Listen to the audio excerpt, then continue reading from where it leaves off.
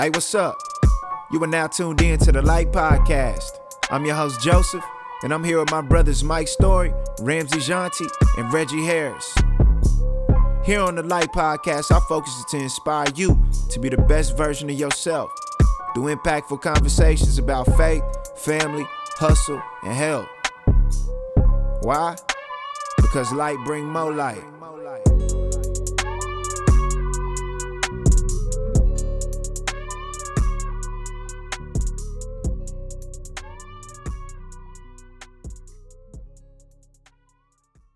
Hey, what's going on, everybody? It's your boy Joseph, and I am here with my dear brothers, Mike Story. What's good, man? And What's Ramsey good, Rams? Jonty. It's good on the East Good, Coast y'all. this week. Welcome back to the Lite Podcast, baby. We back. Man, Back off sabbatical. Yeah, we fresh off sabbatical. You know what I'm saying? Fresh off of COVID. Man. Hey, they couldn't keep me down though. Bruh. They kept me down for a couple days. Listen, so we wouldn't even be bringing up COVID right now if it wasn't for the fact that we get all the way through the pandemic and then we get to my 10-year vow renewal and y'all Mike decide he want to catch the vid. Got that vid. Stuff was in the air, man. It's real. Mike, you gotta walk us through that process of you getting sick, because it was the day before you hit me like, yo, bruh, I'm so excited. Like, bruh, I'm leaving out, and then the next day you hit me like, hey, bruh. And we've been in all of these weddings together. Right. Mike's been multiple best mans at Buttle. Everything, man. And then just got hit. I was cool. I was like I said, I text you that week of. I was hyped. And I started not feeling well, man. I was like, this ain't like me. If it ain't a headache, that's the only time I get sick is a headache. You know what I'm saying? A little sinus headache. Right. And I started feeling some chills. I said, oh, now something wrong. But how I get it, man, my whole household, everybody else is good. I was the only one at home alone, man. Bro, that's the worst because both y'all had plans to go different places too. Mm-hmm. That's the worst, bro. Man. Bro, how did you feel when you had to send that text message through, bro? Man, bro, it was I like, man, I just heard me shoot this over if I think about it too much, for real. It was hurtful, though. It was hurting, man. It was hurting. It wasn't, I don't know. It hurt, bro. Look, he's still hurting right now. He mad. I ain't even want to watch the videos of some hate stuff at first. Like, man, I can't be there. But nah, man, what I've seen was a beautiful wedding, though. Congratulations to you both, man. You and Beth. Thank you, bro. Thank you. It was a great time. Ramsey was there. Man, we had such a wonderful time. That was part of the reason. Ramsey was in that joke. Ramsey was so turned up. I promise you. We just who's that girl that was dancing with you, Rams? Don't even start with that. What are you talking about, Reggie? No. Hey, did he bust it out? He hit the percolator for real. I hyped him up. I was like, hey, he said, if you don't, you better get out there and go. You ain't going. He like, bro, no, man, I'm just wet. No, but what, bro? This is my wet, bro. Get out there and go, bro. Next thing. Reggie went out there and gave it his bro. I promise you. They said in the comments, they said Reggie dressed like a thought. I mean, dance like a thought. No cap. No, he did. He was getting loose. Bro, here's the thing about Reggie, bro. Here's what's so special about Reggie. So we did a top 10 moments of the wedding, right? That video is dropping tomorrow. Mm-hmm. And we just recapped it. And it's funny because Ramsey is directly involved. I mean, Reggie is directly involved in like 5 of the moments. When they hit that Anderson pack, that Silk Sonic, leave the door open, bro. That didn't make it was so many fire moments from the wedding, bro. But my favorite moment that involved Reggie was when we was cutting the cake, bro. And I'm gonna put the video, I'm gonna clip the video in here so the people can see it. But what's so funny about it is, like, I didn't know what my DJ was gonna play. And so he played Cut It by OT Genesis. And everybody was like turned up while we cut it. cut it. Everybody like turned up dancing like while we cutting the cake. I'm in that thing like you know what I'm saying. We try to cut the cake, and all you hear in the video, in Reggie's video, is him.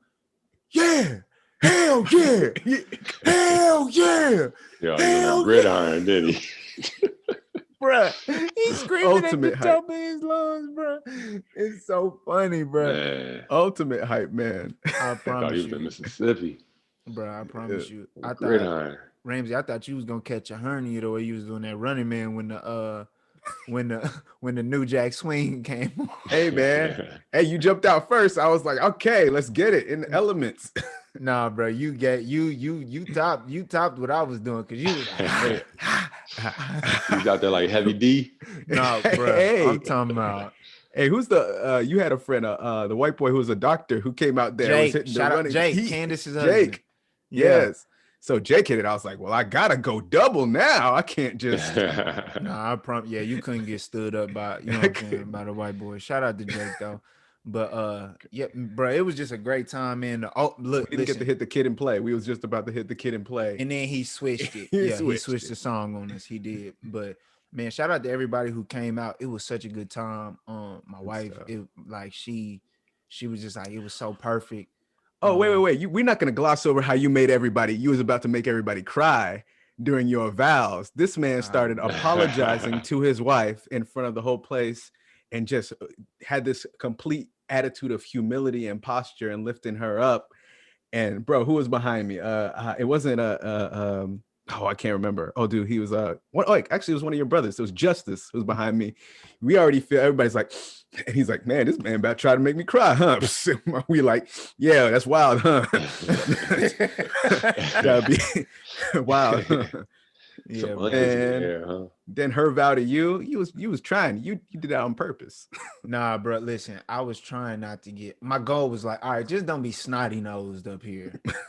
Like y'all know me, I'm emotional. Like Ramsey, you know the disc. I'm high emotions. I'm like, bro.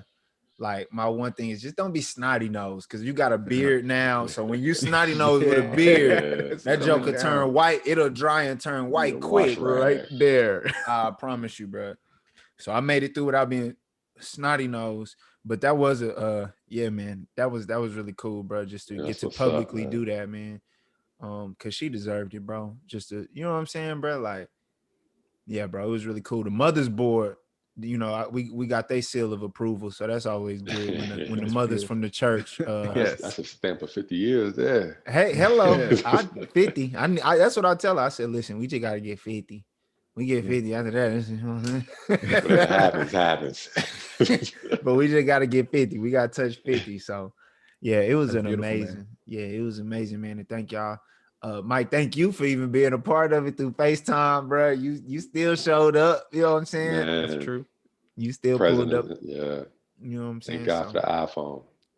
Real talk, bro. So it's all good. We're gonna vacate sometime together, hopefully this year. We said we was gonna meet quarterly. We're gonna, you know, we gotta stay true to that commitment. So Reggie's trying to pull us all to go to an HBCU football game. So yeah, battle the bands. You know what I'm saying? So we'll see what's up.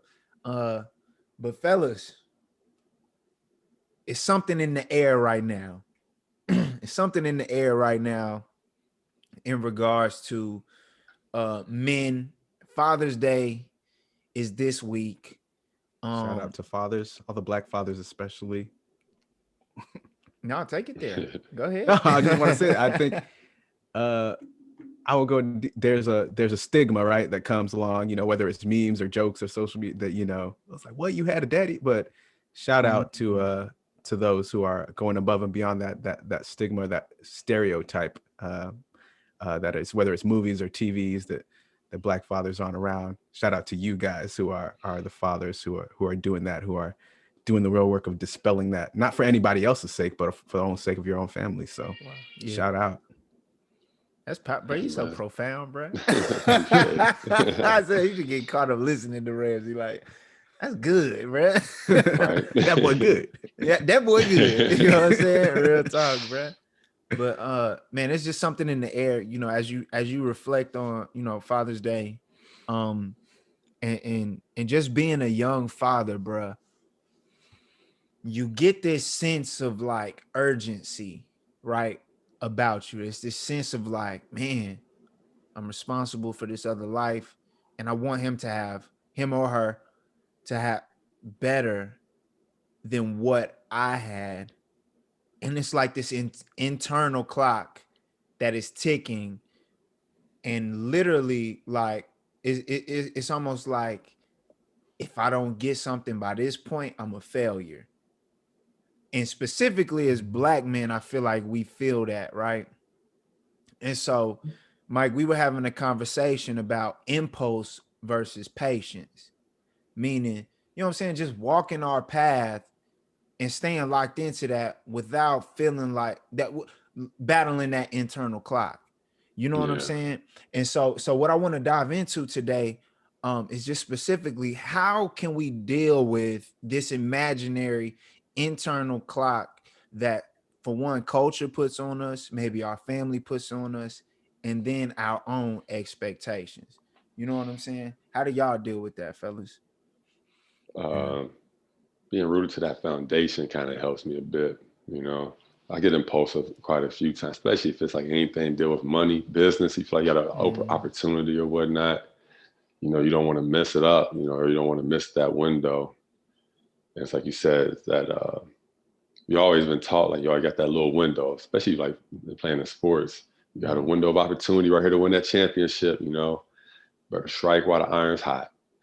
But for me, I had to have that foundation. So I kind of like take that second, you know, to like think to myself, to reflect, talk to my wife, and we look at you know, our foundation and the things that we've set up, and we kind of ask ourselves those questions: is this what we're chasing right now, or this what that's got us anxious right now? Does this align with our foundation and what we see for ourselves?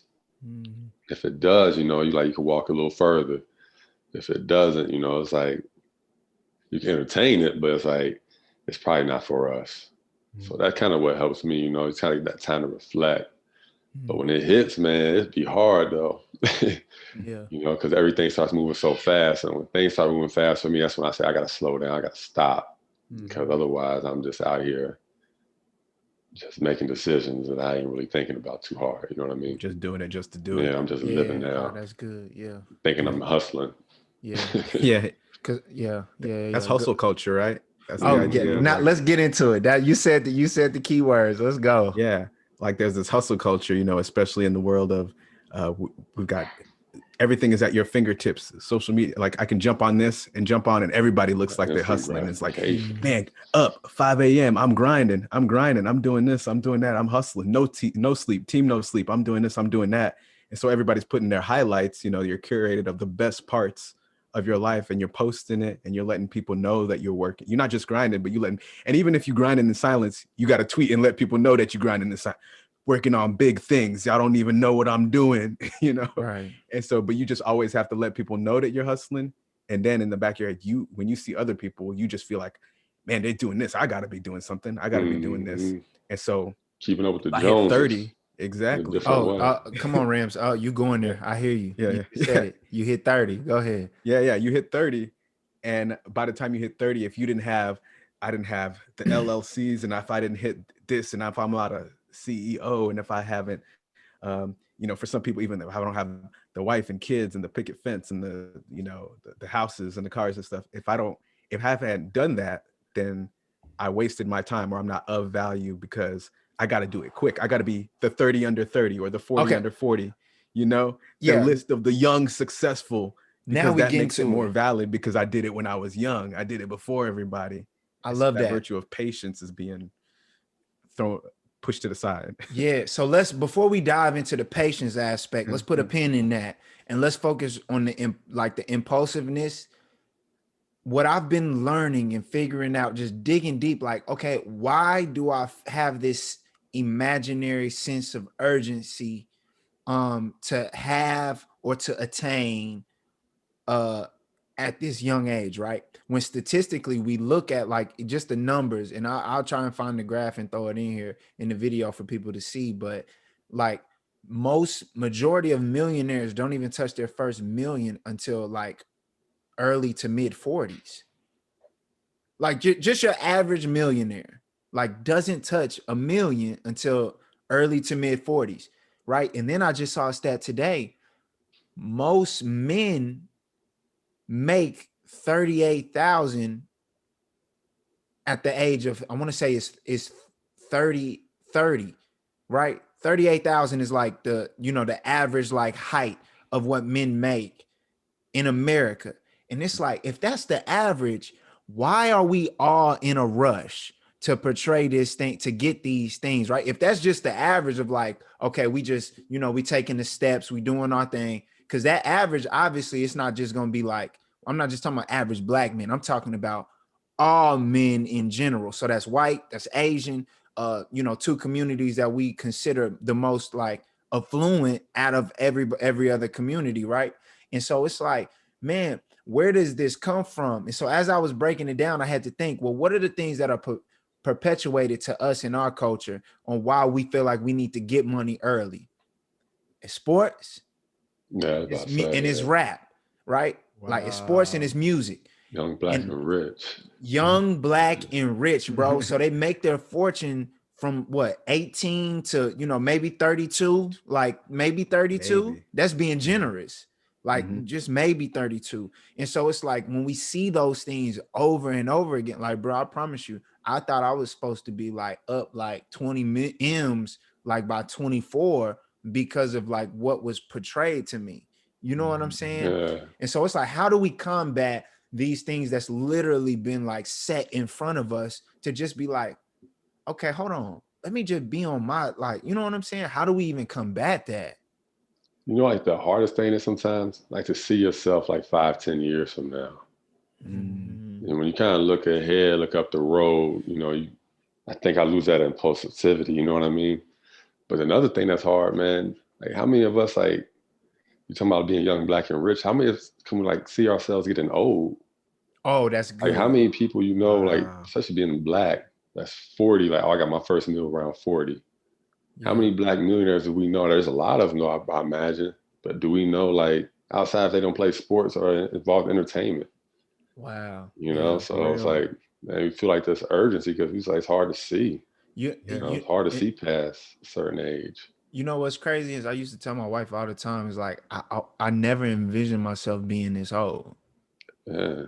Like I used to tell, because I had never seen outside of my grandfather who died in like, he was born in 1929. I think he died in like 99 or something like that. So that's, you know what I'm saying? That's 70 years. Like that's a pretty decent lot. And he smoked since he was like, you know what I'm saying?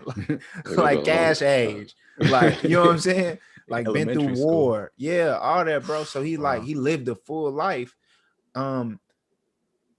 Outside of him, I had only seen kids in caskets.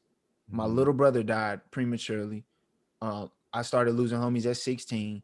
And so it was like, I was only seeing kids in the casket. So I'm like, oh, okay. Like we ain't 30. What? That's yeah. You know what I'm saying? Who's 30?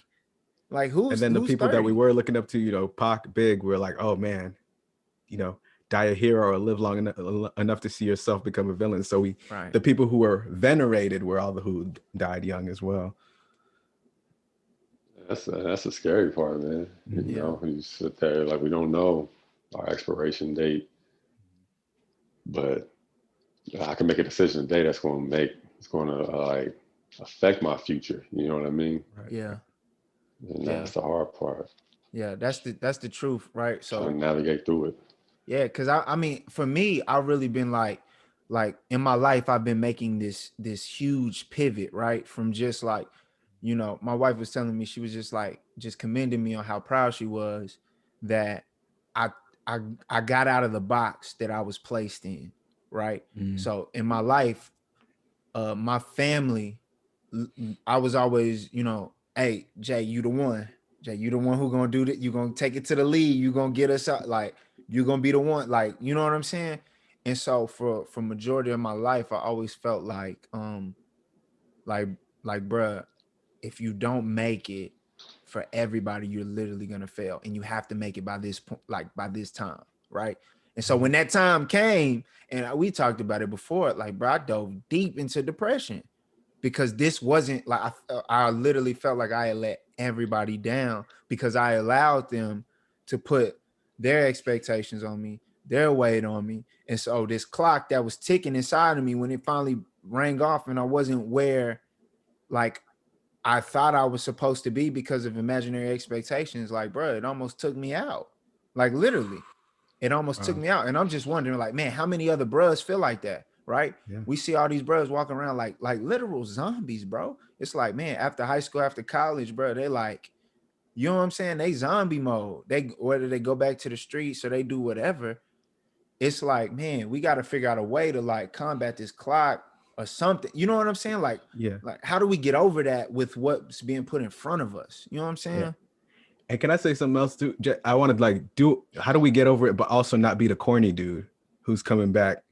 You know, because I don't know if you ever had that where they bring somebody back to like, okay, we need you to speak to the kids. And it's the guy who basically left the neighborhood, did everything out. And then he's not even trying to relate to them. He's like, all right, guys, you got to do this and this, do it like me, do it like this.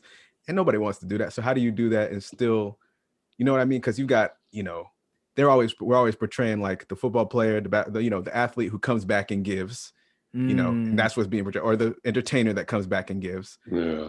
But then when it comes to, you know, the accountant or doctor or lawyer or even somebody who has a trucking business, I don't know, like we don't value them the same. Man, we don't. And on the also time, can they come and not be? I don't know how a better word to say to not be corny about it. You know, no, that's cool. I feel like you gotta go and you gotta be yourself. You know, and you gotta give the truth. The truth is gonna be the truth no matter what. Mm-hmm. So like when you get caught up in like this rat race, that's what it is. You know what I mean? We're all trying to get out this thing. You get caught up in that rat race and like looking at your expectations and everything that's going on and what people are placing on you. You have to like, I think the truth is like, man, what do I want? You know, what is it that I'm looking for? What is it that I'm trying to build? You know, how do I want to be remembered? What's my purpose? Like you said, like we had a talk not too long ago. Yeah. And until you answer those questions, you can't go try to build something because what are you building? What are you building upon? Right. You're going to get that. You may go and get it because, yeah, we can get whatever we put our minds to. Right. But at the end of the day, what do you got? Right. You know what I mean? Yeah. If you want your foundation all right, you ain't building anything. So I guess the question is then how do we detach from those expectations? Like how do we detach from this imaginary cultural expectation? Because I was like, bro, it literally took me like crashing out. Like, you know what I'm saying? And I don't want people to have to crash out. Like we speaking about this, me being on the other side of like healing from crashing out. Like, so how can we prevent the crash out and like shake free of those expectations? Like, you know what I'm saying? Because it's easier said than done just to be like, oh, forget what they saying, forget what the homie saying, forget what your parents saying. But in reality, we care. Man, and your ass gonna feel it. You know what I mean? You gonna feel it. Man, I remember this past summer, you know, my wife and we had these goals we set. And we was going out trying to get these goals. And I'm same thing, but I'm ambitious. I'm trying to do like 3 things at one time. Like, oh, we can do this, we can do this, we can do that. Like, I know she looked at me like, well, what the hell are you doing? You know what I mean? Like, slow down. Right. Shout out to the wife. Calm down. But when I was kind of doing these things, when I kind of took a step back and looked, I was like, man, my family, this is taking a toll on my family, taking a toll on me. And if what I got to get there, it's going to like, if it's going to burn everybody, it's going to dry us all out, tire us out. You know what I mean? It's not worth it. You know what I mean? But if it's going to happen organically. It's going to happen naturally. We got these things set in place. We got these principles set in place. You know, work ain't going to go past this time because family's still number one. Right. You just kind of do certain things, set those parameters up. I think it's easier to chase your goal. But if you don't have the things, that foundation set up, you're not going to be able to run properly. So it just comes down to foundation. It comes down to foundation. You're going to try to sprint, you're going to get that cramp. You can't, you know what I mean? You got to take care of yourself. You got to take care of the ones you love. And I think what else will do, the foundation will do, it'll go back to what we talked about the other week, where we talked the difference between motivation and inspiration. Like what inspires, if you inspire someone, you inspire something that's deep inside of them. So like my story is like, man, I was like, you know, I went to like college. I studied theology, man. I wanted to be a pastor. I loved watching like TD Jakes and like seeing how he spoke and stuff. But I did that because of the external motivate. People were telling me, you're so good. Oh, you can speak. You're going to be a pastor. You're going to do this. So I was like, bet, let's do it. I love these guys. They're so great. And they do all of this. And they're on TV and they're doing all this. So that's what I'm going to try to do. And when I did that, I made it to like working at a big church. And when it wasn't what all it cracked up to be, and I failed basically at doing that because I almost burned out, you know, I couldn't cut it there. I was like, I went through a crisis of like, oh man, this is who I thought I was. And I had to recalibrate and get to that, like, man, what was my foundation of like, why did I start this? I was like, okay, it's to help people, right? Back to the purpose. And that, for me, that purpose took me all the way. I saw people that I was trying to counsel, because the part of being pastor that I really enjoyed wasn't so much the being on the stage and talking in front of everybody. It was the talking one-on-one with people and talking them through crisis and stuff. And I thought, and I'm talking to someone who's, you know, 20 years older than me, they're in their 40s. I wish I could go backwards and talk to somebody when they're in their 20s. And that took me to talking to college students. And people were looking at me like, man, you want to go back and you want to live on campus and work with college students? That's weird, bro. You don't want your privacy, man? That's weird. Who cares about like, and I was feeling some type of way. I was like, man, am I weird? Because I love working with college students. But like, that was my passion. And I know what the passion behind it was to like, it's easier to build men and women, or young men and women, than to repair them. Than to repair them. 100%, bro. 100%. I'm all about building. Yeah. And so that I had to go back. I had to rediscover the purpose, even because I thought I was chasing the purpose. But I was chasing the passion. Here we go. Yeah. You know, I was just chasing that. I want to do this. Like, wait, what was the purpose? Going back. Why did I love this? Like, this is why. This is the thing that I love best about this. Okay. How could I do that? Oh, I could be a college residence director. Let me check that out. Oh, I'm doing that. Man, I'm loving this so much. Now I'm looking into mental health. I work with so many mental health people. It's like, man, I love this aspect of it. Now I want to go. So it's not, as I recalibrate and I was, exactly, you're doing it naturally. You're so like forcing it. Puzzle, you know, you're trying to like make a piece fit. And it just damaging it. So Dom said something to me. Dom is, you know, he's the director of all my, you know, music videos, and we were just having a conversation today. Shout out. Yeah, man. And we were just having a conversation today, and I was commending him on, like, he just put out a short film a couple months ago, and it did really, really well, unexpectedly well. Like, it was just kind of a shock. You know, they didn't do no real promotion, and we were just, you know, I'm just saluting him on it. And then I just shared with him. I haven't really said it publicly. Actually, this will be my first time I kind of say it publicly, but like the transition I'm making from like, okay, like I've literally only wrote 3 rap verses this year, which y'all know me, like, bro, I'm writing every day, you know, for the past however many years. Yeah. And so like, I've literally in these past 7 months, I've only wrote 3 verses. You see what I'm saying? And so I'm making this transition, and I just told bro, I was like, man, bro, honestly, I'm kind of like really, really feeling the speaking role. Like, I really kind of want to speak and, you know, like write book. Like, I'm really feeling that. And he was like, man, bro, like, you know, you are gifted in that area. Like, you can definitely do that. And then he made a joke about being a pastor. And you know, I'll be quick to be like, yo, don't put the pastor thing on me. Like, you know what I'm saying? Don't put the right. But I'll be like, you know, he was like, yeah, no. Don't worry about that. Like, bro, if that's what it's supposed to be, it'll reveal itself. You don't have to have fear. Just walk, you know what I'm saying? Just take the step, one step. Keep walking in your purpose. And then, you know what I'm saying? The next step, and it'll, wherever you're supposed to be is where you're going to be, as long as you walking with that purpose. And then that last aspect you said, like, bro, when you're doing that, you allow the path to reveal itself, and then you can be patient in it. You're not rushing. You're not like, you know what I'm saying? Because with music, like, just being straight up, I felt like that's what I was doing. Like, I was like, you know what I'm saying? I already felt behind skill-wise. So I'm like, I got to catch up. I got to make sure I'm, you know what I'm saying? Perform. I got to make sure they dropping this much. I got to drop this much. Oh, let me make sure you know what I'm saying? It just felt like a constant, like, sprint. But now it's almost like I'm just like kind of resting and like, okay, I know I'm really like gifted in this area. So like, let me kind of dive deep and figure out what, you know what I'm saying? Like what different avenues I can take with just speaking. You know what I'm saying? Just being like an orator and just letting that path like kind of just like reveal itself slowly. You know what I'm saying? Yeah, it's like understanding it's a marathon and investing in you. Get your eyes off of you and it's on somebody else. But keep your eyes on you and what's going on in you. I just feel like, man, anytime you look at yourself and you invest in you, you're going to be all right at the end of the day. You know what I mean? Because you're pouring into yourself. You're going to see the seeds of it. You're going to see yourself grow. You're going to see the growth. You know what I mean? But you know what's crazy when you talk about like seeds and growth? I was thinking about, so like over pandemic like stuff, I was just like, I bought a couple plants. I was like, all right, man, let me just get this. I got stuff in my house. Let me put it up. And I was thinking, man, Jesus had all these like analogies that talk about seeds and growth, but these really do take time. Like you really got to like sit here, water this thing, come out the next day, see if it's good. And that's what we don't get about growth because we're not like in that agrarian plant-based society anymore. But you talk to your grandparents who farmed or something like that, they're not worried about that. They go out there, they plant it, they know it's coming. They know what they put in the ground. They know what they watered because they've got that passed down. Man.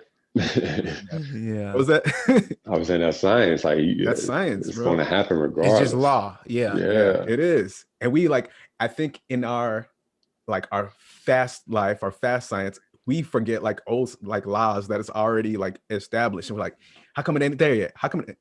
And the older generation's like, it's coming. You know, you gotta play by life's rules. Just gotta keep watering. Yeah, that's good, bro. Like that's good, bro. Especially when you like as we just bringing it into like the patience aspect of it, bro, of like breaking free from those imaginary cultural expectations, and like just really walking in patience, knowing that, man, if I plant, it's scientific, it's law, it's gonna come. But it's just like, bro, breaking them chains. Like, what are some like Rams for you, bro? What did you have to do to like break those chains? You know what I'm saying? For me, well, like we said, I don't want anybody to burn out, but like it took me, I was going to keep pushing so hard for one passion that it took me like sitting back and pulling and people around me actually like, so there was one point when where people were like saying, are you okay? Like people were close to me, like as because I was saying, we got to do this ministry, we got to do that. And people were like, hey, are you okay? Are you good? Like, and when multiple people started asking me that, I'm like, yeah, I'm fine, man. I'm just out here. I'm hustling, I'm grinding. They're like, this isn't you. So having close enough people around me that could be like, who I allowed to speak into my life to be like, and it wasn't even long drawn out conversations. It was like, hey, is this you? So then that was the initial thing to discover or realize that I had some chains on me that need to be broken, or else other people won't be asking you if you're okay all the time unless something's up, you know, especially the people closest to you. Like if you and Mike ask me, like, keep saying, man, something's off about you, Ramsey, I'm not going to keep just brush that off. Like that's, you know, I value what you guys, because what we've poured into each other. So I'd say that's one thing of just like the relationships that I've built. And then two, like sitting down and having that, we said it so many ways, right? Sitting down and having that conversation with yourself and being like, all right, I'm pushing too hard. Why is this such a push right now? And then asking yourself that why? Okay, this needs to be broken. Why am I doing it? Oh, because I want to be recognized by this, that, and the other. And for me, I don't know what it was for somebody else, but for me, it was like validation and recognition. And if I needed to find my validation outside, or I needed to find my validation in this profession, then I was off. But if I found my validation in who I know God created me to be, that's how that chain is broken, because it doesn't matter after that. Like, it's like, I'm not looking to look like somebody else. I'm not looking to sound like somebody else. And I'm not looking to live like somebody else lives their life or achieve what they've achieved. So I think you need those first two steps before, but finally what broke it is being like me really being honest with myself, be like, all right, God, what have you made me to be? I know that this is who you've made me to be. I'm praying that you'll reveal something else. If there's something I know, it's like, all right. And then what fits? And then the things that started opening up, ended up, I had to return to Springfield. I was like, I don't want to do that, but that's where you are revealing. And that, you know, everything that came from that, I could go on and on about it, but basically that was it, breaking the chains. It was freeing. It really was. It doesn't seem like it would be, but it was freeing for me to go and take what would be a lesser role or take a step what I thought was backwards, but something that was really me. That's funny how that works, right? Yeah. That's funny how that works, bro. Hello and welcome to the multi-minute segment of the Lite Podcast. I am Reggie Harris, founder and CEO of Harris Multifaceted. As you probably heard the guys talking about, they was talking about purpose, and along with that, one of the things that I've learned over my time of living and seeing things in other people's lives and my lives, a lot of time our purposes are multi. And what I mean by multi is that we all have multiple purposes in life. And a lot of time those purposes are generated through things we go through in life, our situations that arise, different circumstances that may come our way, in which we have to learn how to adjust, grow, and evolve from. And so as we begin to do that, we begin to discover different purposes in our life. And those revelations that come through those purposes give us the ability to be able to help others, number one. And number two, after being able to help others, it helps us and propels us to a mindset in which we sometimes never thought that was deep within us. And there are things that are within us that have to be brought out of us through the things that we go through. And so, one of the things that I want you to look at here, that the journey is more important than the destination. And in that journey, you will learn your purpose, and that will be revealed to you in going through what you're going through. So please consider the journey a whole lot more important than the destination. Thank you. Peace. Now, what was that? Ask my theologian friends over here. That's Ramsey. Said the Pastor Ramsey. He hot right now. Man, right? Hot. Take you back to what was that biblical school? What was that thing called? Never mind. Children's school. Never mind. AGTS, Assemblies of God Theological Seminary. Hey, they ain't paying. They don't get no shout out. No. Yeah, you're right. You're right. Cut that out. I'm gonna bleep that out. After all those brochures that I've been on. You know what I'm saying? Bro, yeah, we right. ain't gonna go there. We ain't even Mike, go ahead, bro. Diversity. I think it's like when after Eve ate the apple or whatever, how you know what I mean? And God came back like, who told you was naked?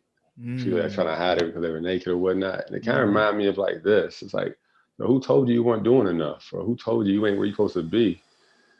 And then whoever the answer is to that question is like what are you doing? You know what I mean? She's like, everybody tells me I need to be doing this, or everybody tells me I need to do this, or every one of my friends on Instagram got their business starting, they're doing this, and that. And it's like, man, you running in the wrong lane, man. You gotta recenter yourself. Yeah, that's so true. Because it says that they were naked and unashamed, right? Yeah. So it wasn't the fact that they were naked that was naked, but then they ate, treated knowledge good. Then they realized they were naked and they were ashamed and they ran away. It's like, wait, who told you was naked? Because you wasn't. You was unashamed. So it's like, good. Who told you was hyperactive? Who told you always want the spotlight? Or who told you was too quiet? Or it was like too much? Who told you that was what you negative, were? A bad thing. A bad thing. Who told you being naked was bad? No, that's real talk, bro. And that take it on, you accept it. Yeah, we accept. Okay, so in the book, The Artist's Way, which if there's any artists listening right now, I recommend this to anybody who creates anything. It's a book called The Artist's Way by Julia Cameron, and she talks about how early in our life, our dreams and aspirations are directly informed by our parents majority of the time, right? Mm-hmm. So what we're into, whether we end up loving it, seeing it through, or whatever, at the beginning of our journey, it is directly informed by our parents, right? So when you think about that, you think about Michael Jackson. Like Joe Jackson was a performer before, him. When you think about Venus and Serena, you know what I'm saying? What was, Mr. Williams was also a tennis player. Like, and you know what I'm saying? With the Clark sisters, when you think about Tiger, like when you think about all of them, and then when I think about my life, that's literally what it was. And so it took me so long to actually figure out, okay, this isn't my dream. This wasn't mine. I didn't sit with myself and develop this dream on my own. This is something that was given to me, not because it was on some like, you know what I'm saying? It was just like, this is what makes sense to my dad. This was what made sense to him as a means to getting out, to get to having a better life. So he, you know, he heaped those expectations on me. And as we go through life, you know how it is. They call you, you know, everybody, all my dad's friends that he hooped with and came up with, they call me Lil Johnny still to this day. It's like, and then they start calling you that, and then, boy, you play just like your dad, boy, and then it just keeps going and going and going, and now you have this expectation, these expectations that were never yours in the first place, and you trying to carry it, right? So I didn't really break down who I was and what I actually wanted, let alone trying to figure out what my gifts or my purpose was until like 26, 27, bro. Like when I really started being like, okay, this ain't that wasn't my suit. And then from there, and by the time I even got to that point, I had already crashed out. I had already, Mike, like you were saying, like you were trying to do, you know, trying to do so much that you leave a path of destruction behind you. Like, bro, I had got to that point where we talk about, I was chasing my passion like with such vigor that I literally neglected anything else that wasn't directly in alignment with my passion. But once again, we know your passion is not your purpose, right? Wow. And so if I would have had that foundation of like, okay, this is my purpose. My purpose is first to bless my family, to love my wife, to build up my son, and then from there is to you know, inspire others, inspire them to be the best versions of themselves. Then maybe I would have had a chance not to crash out. But it took me crashing out in order to like, oh, okay, bro, you got to look in the mirror, bro. I don't like you. What we got to do to fix this? Like, what do we have to take off? Right? I think it said you have to unlearn before you can learn anything. You have to unlearn everything in order to, you know what I'm saying, to learn anything. So that was just kind of like, you know what I'm saying, my process with that. Like, who told you was naked? Who told you was like supposed to be this bad? Like, who told you that? Oh, wow. Bro, so can I ask you both of you guys a question? I just want to ask both of you. Y'all don't feed me. How does that affect how you guys father as fathers now? Like, how does that, like, the knowledge that you had all this put on you and then had to discover for yourselves later who you were really, how does that affect how the expectations you put on your kid, or what kind of things do you say to your kids, or what do you hope for them? Yeah. Mike, I'll let you go first. Still learning, to be honest with you. You know, I don't have it all figured out yet. Try to lead with love, you know, as my father was, he was passing. We had a lot of great moments where he was able to talk, you know, and we always had conversations, man, where there was no walls with our conversations. So he was able to speak very freely in my life, but he just told me always lead with love. So when I look at my son, I guess, like, for example, you know, because his mom played basketball at a higher level than I did. And then I played as well. But you can see, like, he's going to be tall. So everybody's already saying, oh, he's going to be a ball player. He's going to be a ball player, you know. And it's kind of hard not to get excited sometimes. You see he grab his basketball. He screams for a little basketball they got behind me right now. But I'm not going to put that on him. That's what you want to do. That's what you want to do. It's your life to live, you know. But mommy and daddy's passions aren't going to be yours unless they're your passion. You know what I mean? So I just got to let him live his life. That's how I kind of look at it. This is your life to live. I'm going to try to help you, tell me your goals, and I'm going to try to help you get there as best as I can. Right. I mean, that's what's up. Help you avoid certain bumps in the road that and then when you bump your head, I'm going to be right there to help you out. Man, you my know God. I mean? Ooh, I got it. That's good. And you know what I mean? And don't try to bring that shame, I feel, sometimes too. You know, I feel like a lot of parents can put on kids like, man, you make a mistake, man. If you knew just mistakes your daddy made, you wouldn't be tripping over this. You're gonna be all right. You know what I'm saying? And Uncle Ramsey and Uncle JJ are gonna tell him about the mistakes that your daddy made. You know what I'm saying? You're gonna keep them hush hush. You know what I'm saying? Yeah. But bro. even sharing some of them though, you know, I'm like, when you're young, you're gonna make those mistakes, man. Just keep living your life. Have fun. Life is meant to be enjoyed. 100%. Not to make it a struggle. You know what I mean? You ain't gotta be on that treadmill running at 10 speed the whole time. The whole time. You can walk. It's a marathon. Right. Yeah. And so for me, you know, my Cash about to be 13, bro. And so he's at this, it's crazy, right? And so he's at this stage where he's really like learning himself. He's really like figuring out, oh, this is what I enjoy, right? And so I got two things in regards to that. So one thing my wife and I have always done with him is like, bro, we just tried it all. Like, my wife wasn't able to, because of the circumstances of how she came up, she wasn't able to be involved in a lot of like, curricular things growing up. You know what I'm saying? She didn't get to do a bunch of stuff. So and the things she did do, she literally had to put herself in position to do them. Like, she had to work for the money to be able to do them. So that was her experience. And then for me, it was like, basketball is all you do. Like, this is all you do. You know what I'm saying? So that was mine. So he was like, no, that's not going to be the case for Cash. He's going to try it all. And he has. Like, he boxed, soccer, baseball, basketball, football, guitar, drums. You know what I'm saying? Now skateboarding, biking. Yeah. And now his thing, his two things he really loves is or three, I guess it would be baseball. He's really, really into like engineering, computers and stuff like that. And then skating, right? And so these are like things that we may have introduced to him, but we didn't. I don't know about the computer stuff, because me or his mom, we're not into it like that. But he loves the game. You know what I'm saying? And like, shoot, I don't know nothing about it, but whatever, I'm in it with you. Like, let's just figure this joker out. like, you know what I'm saying? Whatever you want. We watching YouTube videos. He's teaching me stuff. I even know the lingo. Like, you know what I'm saying? I'm just there for the ride. Like, that's my job. My job isn't to necessarily drive you, but to guide you. Like, this is your life. You need to be in control of the steering wheel. This is your life, son. Like, I'm just here to be like, I'm your navigation guy. Hey, this is coming up. If you keep doing, hey, you need to make a right here, probably.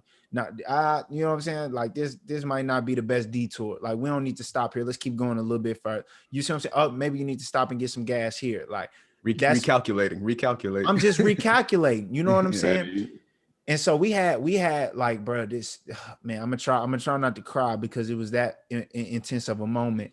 So the other day, we went to the big skate park out here. It was like an X Games skate park here in the city. And it was our first time going. The biggest ramps we've been a part of, like everything. And so we there, and it's this one ramp, bro. Like, it's huge. It's the biggest ramp that he would have ever gone down. And so, I hit it. I try and go and do it, even if I'm fearful. Like, I'll be scared in the mug. Like, I ain't gonna cap. Like, even when I'm fearful, I always try and go first, in order to show him, like, hey, it's possible. If I can do it, you can do it. Like, I ain't nothing special about me. Like, me. Like, and so if I can do it, you can do it.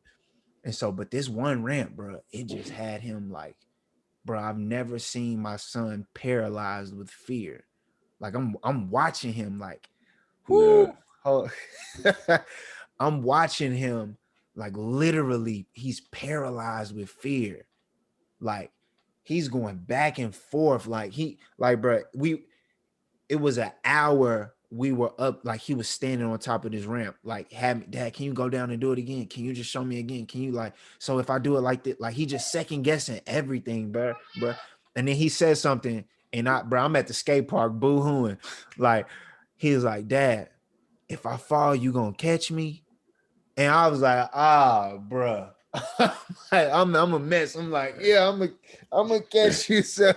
Like, I'm a mess, bro. Yeah. Like, at the skate park, thank God wasn't nobody really there. Like, bro, because I would have been like, he didn't know what he said, bro. Because I'm like, nah, bro. I'm like, I got you. I'm gonna always be here. And I was like, if you fall, guess what?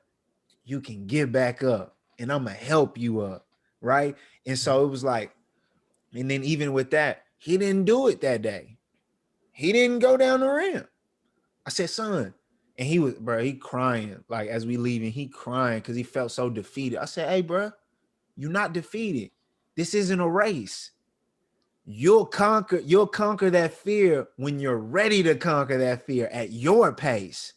You don't need to, you see what I'm saying? Like, I'm like, bro, just because you didn't do it today, that does not mean you failed. That just means it wasn't time yet. That just means like, okay, it maybe it's something internally you got to work out before it's time for you to hit that rim. That don't mean you failed, right? And in relation to us, bro, how many of us feel like that? Like just because we didn't do something somebody else did the same moment in time that they did, we feel like failures. And it's like, bro, that's not the case. It's just not time. Like, you know what I'm saying? When Magic was winning his rings, it wasn't time for Jordan to win his rings. It just wasn't time yet. It's not your moment yet.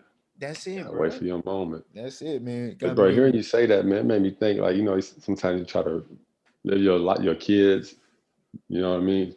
Live your kids, like live through your kid. Right.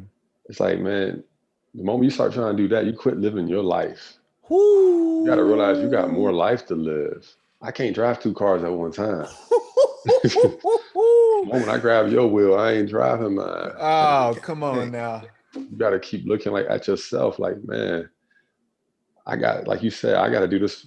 I got to pave the way for my child. If I stop, man, where he going? He's stopping right here. It's where he's gonna have to live. That's his limit. You know what I mean? That's his limit. Oh, I gotta keep going, pushing that torch. But yeah, man, that's wisdom, man. That's such wisdom, because I don't know how many people, you know, that I've talked to, like whether it's couples or people who have already gone their separate ways, who pinpointed the breakdown of their relationships or their marriages or whatever it was to where they stopped living their own lives and start living the kids' lives or their jobs. Like they stopped. And so when you stop, man, you stop doing it for your kids, but you stop doing it for yourself, and you don't have anything to live for. Like, or you be talking about everybody else. You know, they doing this, they doing that, man. Talking about everybody else, what they not doing. And you're like, man, what are we talking about? We got nothing to talk about. Building our dream. Come on, man, let's dream. We got many years to go in this thing. Right. Talking about what everybody else is doing. You know what I mean? And I think it's just there's so many things out here that can just blind you. You know, you can get distracted by. So you really got to keep your focus on, like, focus your aim. You know what I mean? Clip. Here y'all go. hey, but to that point though, so I was man, I was thinking about how all of that like works in relation to like, dang, I just lost my train of thought. Somebody take over. I just lost my train of thought, bro. That happen. But I feel like Joe Budden. But I was about to say, like, it's interesting. Unfortunately, a lot of times when I'm working with college students, like that's a large time where a lot of parents like split up. And what a lot of times happens is their parents split up when the kids went off to college. One, because they were already just waiting for them to grow up and get out, but also because they looked at, 18 years or 20 something years. And like now that the kids are gone, they're like, wait a second, who are you? Oh, who are you? Yeah. We spent all our time living our lives to get this person up, and even put our own expectations into them that we don't even know each other, and that they don't know, that wreaks havoc on that child who's like, man, what did I do? Like, or what was my parents' life? What was that? What I thought was the picture of what a partnership or romance was, when it breaks apart just because I go off to school. Maybe I shouldn't have gone off to school. And it shatters their whole foundation. Exactly. Like, shatters their worldview. You could just lose your way just a little bit. But, you keep going 400 yards down, you're all the way off the mark from where you're supposed to go. It's like, man, how disconnected you got to be from your life. You lay down with the same person every single day. And you don't even know who you are. You don't know who she is, or she don't know who you are. And I think when you lose that connection, I mean, you're playing with fire, man, with your life. That goes back. Yeah. That's exactly what it meant. Like, that hustle culture doesn't just affect one area of your life. When you're talking about crash and burn, it touches so many areas when you hustle. It burns everything. Yeah. And you end up hustling backwards. At what? Oh, hello. Said it. Yeah. You end up hustling backwards. You're like, 100%. Man, I was going to hit this. Like, dang, I end up worse off than where I was. Yeah. And that's why I had to take a sabbatical, to be honest. Like, because I felt like, I was taking this new direction in my life, and I would starting a bunch of things. We started this podcast. Me and my wife started our show, building like what we're gonna announce here soon. Finishing the book, like all of these just different things. Finishing planning the wedding, like all these different things. I was like, yo, I'm about to like crash out. Like, and this is not what I need to do, because I know what comes with with crashing out, like straight destruction. Like, right. And the Lord was just putting on my heart, like, bro, you on E. And I was worried. I'm like, bro, God, I'm leading the, the prayer group. Like, you know what I'm saying? Like we got bros who really pressing in, and it's a crucial time. Like I'm like, he like, hey, bro, you know people. Get some people up in this joker to help you. Like, you know what I'm saying? Like, bro, come on now. Like, that's worth way more than some unnecessary like friction with your wife, right? And then too, it was like, bro, you got to give room in order to like continuously work on yourself. If you always going, like, bro, you ain't even got time to like hear from God or hear from your spouse or somebody to help you out with your blind spot. You like you see what I'm saying? Like you because you just going, and then you looking at why ain't nobody tell me you ain't sit down. I ain't had no chance to, right? You know what I'm saying? Like you up, and then when you you know, when the day over, you just fall asleep. I don't get a chance to talk. Like, bro, now you're like it's just that quick. Like you said, Mike, like it just start off as a little bit, and next thing you know, you way somewhere. You before you look up, you like, bro, how did I even took get hold here? of my life. Yeah. And I think when you start, for me, I gotta say, when I start finding things that's competing for my time, when it's time for me to lock in, just to reflect, just to think, you know what I mean? You ever like wake up in the morning sometimes, like you like fight with yourself, like, why I want to look at my phone so bad? You're like, no, I ain't gonna try to look at my phone. Nah, like, look at your phone, look at your phone. Ain't gonna hurt you, look at your phone. I'm like, nah, what's going on? Yeah. You know what I mean? Or turn the TV on. It's like play some music, find something to just make some noise to drown out this silence. And when I feel that way, I know I'm off.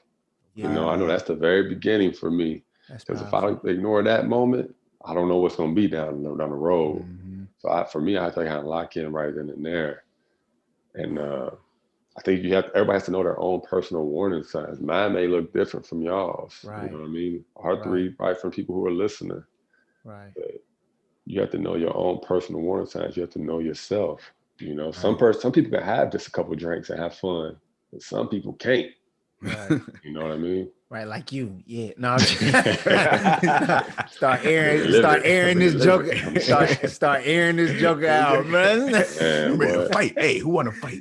Start airing this mug out. Everyone would start floating around Springfield about us. We start doing that.